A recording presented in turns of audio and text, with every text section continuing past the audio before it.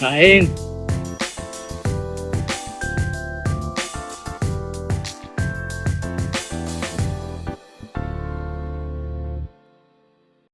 Hello guys. Papunta tayo ngayon sa Filipino restaurant. Doon tayo kakain ng lunch.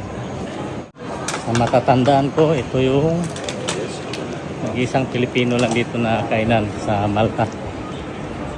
Yan, at dito na yun.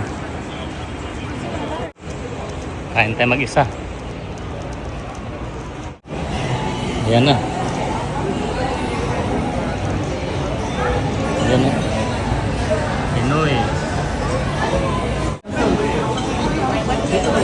So wala lang rice yung kawali ko yan. Oo.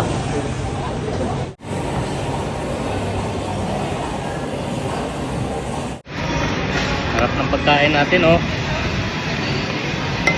Ito lang yung libangan ng mga seaman pag nakalabas. Lalong-lalo na yung mga seaman sa cruise ship. Oh, crispy pata, oh.